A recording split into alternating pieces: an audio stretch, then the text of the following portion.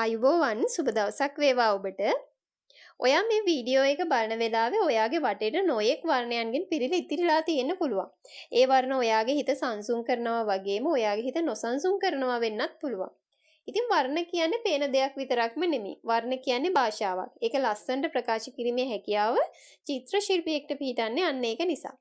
ඉතින් තම්නේල් එක දකිද්දිම හිතෙන්නේ නැති අද මම මොනවද මේ කතා කරන්න හදන්නේ කියලා. අද මම කතා කරන්නේ වර්ණ ගැන. වර්ණවල ඇති গুপ্ত බලය ගැන. ඔයාගේ ලග්නයට හරි පාටෙන් ඔයාගේ ජීවිතය වෙනස් කරගන්නේ වගේම සාර්ථක කරගන්නේ කොහොමද කියන එක තමයි අද මම ඔයාලට කියලා දෙන්න හදන්නේ. ඉතින් රැඳී ඉන්න දිගටම නස්රා YouTube channel එකත් එක්ක. වර්ණ ගත්තම උණුසුම් වර්ණ සහ සිසිල් වර්ණ කියලා කොටස් දෙකකට බෙදන්න පුළුවන්. මේ උණුසුම් වර්ණ විදියට කහ පාට, රතු පාට, තැඹිලි පාට වගේ පාට අරගන්න පුළුවන්. ඒ වගේම තමයි මේ පාටවලින් මේ රතු පාට, කහ පාට, තැඹිලි පාට වගේ මේ උණුසුම් වර්ණ වලින් ආශාව, ශක්තිය, ආදරය, ඒ වගේම කෝපය වගේ හැඟීම් උද්දීපනය කරන්න පුළුවන් හැකියාවක් මේ වර්ණ වලට තියෙනවා. ඒ වගේම තමයි සිසිල් වර්ණ විදියට ගත්තොත් නිල් පාට, කොළ පාට, සුදු පාට, කහ පාට වගේ පාට සිසිල් වර්ණ විදියට හඳුන්වන්න පුළුවන් වගේම ඒ සිසිල් වර්ණ වලින් නිදහස, සංසුම් බව, සාමය, සතුට, විශ්වාසය, පවිත්‍ර බව මෙන්න මේ කියන හැඟීම් ඇති කරගන්න පුළුවන්. ඉතින් මේ වර්ණවල අපිට ගැළපෙන සහ නොගැළපෙන තත්ත්ව තියෙනවා. වැරදි වර්ණ අපේ ජීවිතයට තෝරගත්තොත් අපේ ජීවිතය අවර්ණ වෙලා යන්නත් පුළුවන්. ඒ නිසා වර්ණ තෝරා ගැනීමේදී ඒවා අපිට කොයිතරම් ගැළපෙනවද කියන එක හොඳට හිතලා බලලා තමයි අපි වර්ණ අපේ ජීවිතයට අපේ එදිනෙදා කටයුතු වලට තෝරගන්න ඕන. ඒ වගේම තමයි මේ අපේ ලග්නයට අනුව අපිට සුදුසු ඊටාම වැඩි වාසි සහගත අත් කරලා දෙන වර්ණ වගේම අපිට නුසුදුසු අවාසි සහගත අසුබ වර්ණක් තියෙනවා.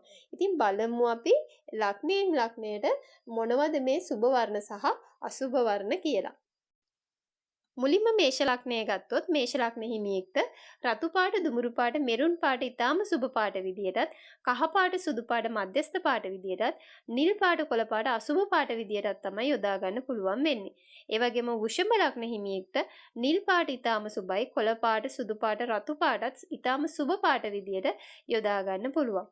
ඒ වගේම මිථුන ලග්න හිමියෙක්ට කහ පාට, නිල් පාට ඊටාම සුබ පාට විදියටත්, කොළ පාට, මධ්‍යස්ථ පාට විදියටත්, දුමුරු පාට, අසුබ පාට විදියටත් යොදා ගන්න පුළුවන්.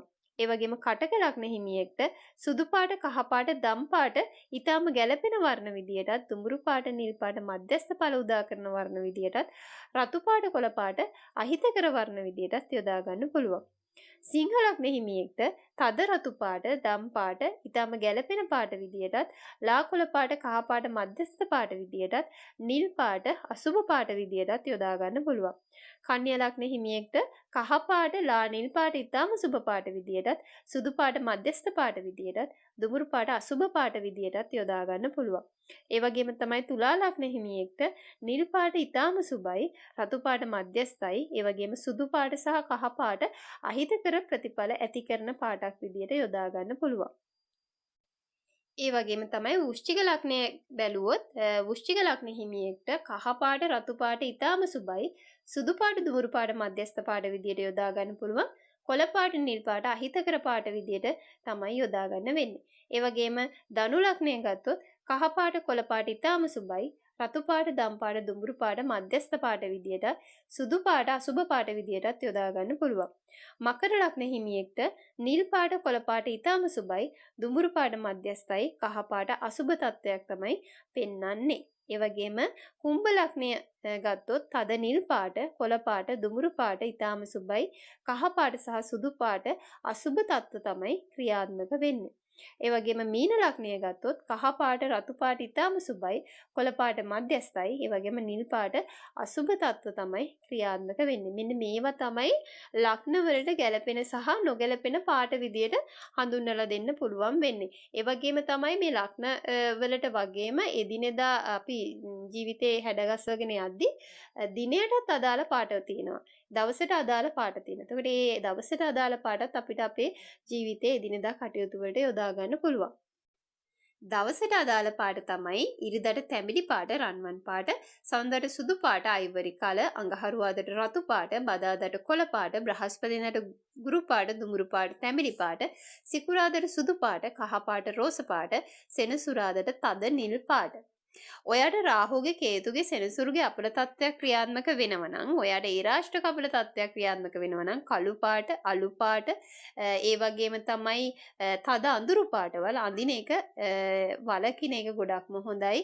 ඒ පාට ඔයාගේ ජීවිතෙන් අයින් කරන එක ගොඩක්ම හොඳයි. මොකද ඒ පාට අඳිද්දී අර අපල තත්ත්ව ක්‍රියාත්මක වෙන ප්‍රමාණය වැඩි වෙන්න පුළුවන්. ඒ වගේම ඍණාත්මක ශක්තියන ආකර්ෂණය වෙන ප්‍රමාණය වැඩි වෙන්න පුළුවන්. ඇස්වහ කඩවහ දෝෂ ක්‍රියාත්මක වෙන ප්‍රමාණය වැඩි වෙන්න පුළුවන්. ඒ නිසා ඒ වගේ අපල තත්ත්වයක් ක්‍රියාත්මක වෙනවා නම් මෙන්න මේ පාට වර්ග අඳුරු පාට වර්ග පොඩ්ඩක් ඔයාගේ ජීවිතෙන් ඈත් කරන්න. ඒ වගේම ඔයාට පුළුවන් ඔයාගේ ලග්නයට ගැලපෙන විදියට, ඔයාගේ දවසට ගැලපෙන විදියට ඔයාගේ ඇඳුමේ පාට වෙනස් කරන්න. එතකොට ඔයාට පුළුවන් අනිත් පුද්ගලයන්ගේ ආකර්ෂණය ඔයාට ඇති වෙන විදිය සුබ කරගන්න. ඔයාගේ බලාපොරොත්තු කටයුතු සාර්ථක කරගන්න.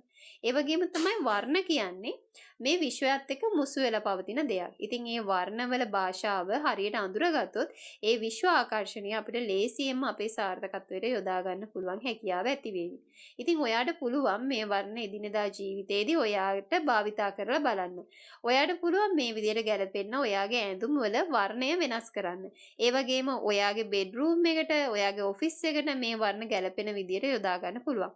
ඉතින් වර්ණවල গুপ্ত බලය ඔයාගේ ජීවිතේට එකතු කරගෙන සාර්ථකත්වය අත්විඳලා බලන්න. ඉතින් මේ වගේ වීඩියෝ හැමදාමත් බලන්න නස්රා YouTube channel එකත් එක්ක එකතු වෙන්න, subscribe කරන්න, ඔයාගේ ජීවිතේ ලස්සනට පාට කරගන්න ආදරයෙන් ආරාධනා කරනවා රැඳිලා ඉන්න. දිගටම නස්රා YouTube channel එකත් එක්ක ඉතින් ගිහින් එන්නම් අදට. සුබ දවසක් වේවා ඔබට.